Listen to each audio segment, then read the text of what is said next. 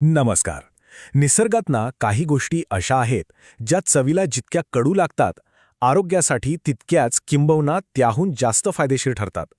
आज आपण अशाच एका शक्तिशाली आरोग्य टॉनिकबद्दल बोलणार आहोत, कडुलिंबाच्या रसाबद्दल. चला तर मग याच्या औषधी गुणांच्या जगात एक डुबकी मारूया. हे वाक्य फक्त एक म्हण नाहीये, तर हजारो वर्षांच्या आयुर्वेदिक ज्ञानाचं सार आहे खरं तर. कडुनिंबाच्या कडवटपणातच त्याचं खरं सामर्थ्य दडलेलं आहे. पण हे अगणित फायदे नेमके आहेत तरी काय, आणि ते आपल्या शरीरावर नक्की कसा परिणाम करतात, चला जरा सविस्तर पाहूया. आयुर्वेदाच्या विशाल दुनियेत काही वनस्पतींना एक विशेष स्थान दिलं गेलं आहे, आणि त्यातलाच एक आहे कडुनिंब, ज्याला केवळ एक झाड नाही तर चक्क एक शक्तिशाली नायक मानलं जातं. आजच्या या भागात आपण याच नायकाच्या अद्भुत शक्तींबद्दल जाणून घेणार आहोत. जरा कल्पना करा, एक असं नैसर्गिक टॉनिक जे त्वचेपासून पचनसंस्थेपर्यंत आणि रोगप्रतिकार शक्तीपासून अगदी आतल्या अवयवांपर्यंत संपूर्ण शरीराची काळजी घेतं. कडुनिंबाचा रस हा असाच एक सर्वांगीण आरोग्य रक्षक आहे, जो शरीरावर आतून आणि बाहेरून दोन्ही बाजूंनी काम करतो. आपल्या या नायकाची प्रत्येक शक्ती खास आहे. चला तर मग त्याच्या पहिल्या आणि सगळ्यात प्रसिद्ध शक्तीपासून सुरुवात करूया, म्हणजे त्वचेचं रक्षण आणि शुद्धीकरण करण्याची त्याची अद्भुत क्षमता. बघा, पिंपल्स आणि त्वचेवर सूज येण्यामागे अनेकदा बॅक्टेरिया आणि फंगस जबाबदार असतात.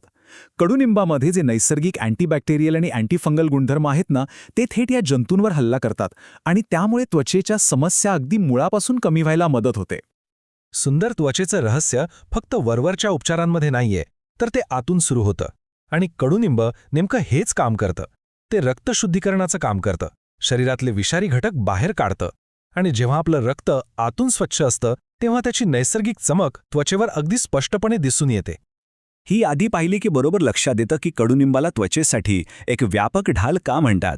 फक्त पिंपल्सच नाही, तर ॲलर्जी, खाज सुटणं आणि एक्झिमासारख्या हट्टी समस्यांवर नियंत्रण मिळवण्यासाठी हे मदत करतं. म्हणजे खऱ्या अर्थाने हे एक संपूर्ण त्वचा संरक्षक आहे. त्वचेवरचे फायदे तर आपण पाहिले, पण आपल्या या नायकाची खरी शक्ती तर शरीराच्या आत दडलेली आहे.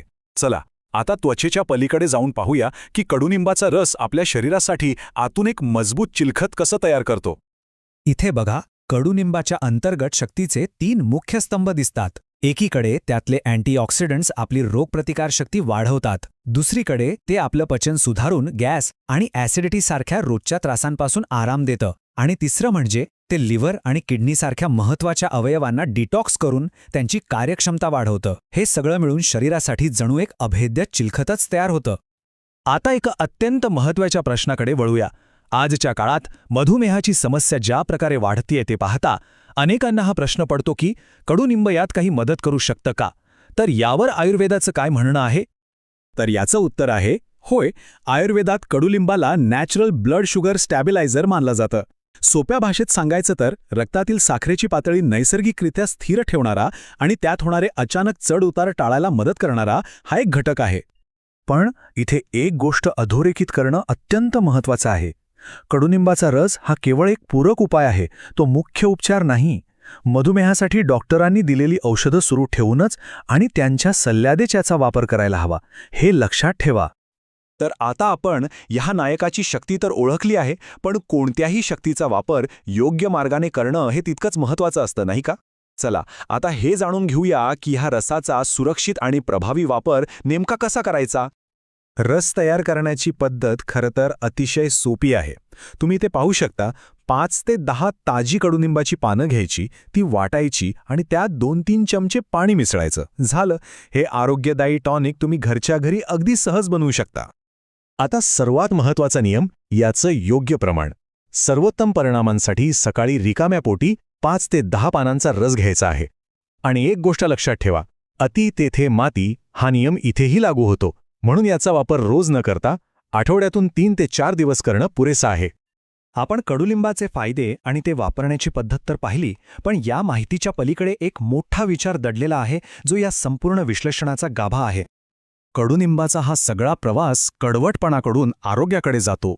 त्याची कडवट चव ही जणू काही त्याच्या औषधी शक्तीचीच एक खूण आहे.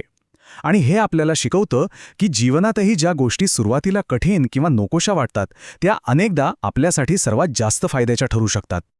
आणि शेवटी हा एक प्रश्न आपल्या सगळ्यांसाठी आहे. आजच्या या आधुनिक धावपळीच्या जीवनात जिथे आपण प्रत्येक गोष्टीसाठी झटपट उपाय शोधत असतो, तिथे कडुनिंबासारख्या प्राचीन ज्ञानाला पुन्हा आपल्या जीवनात स्थान देणं किती महत्त्वाचं आहे. निसर्गाकडे परत वळण्याचा हा मार्ग आपल्या आरोग्यासाठी अधिक शाश्वत ठरू शकतो का, यावर नक्की विचार करा.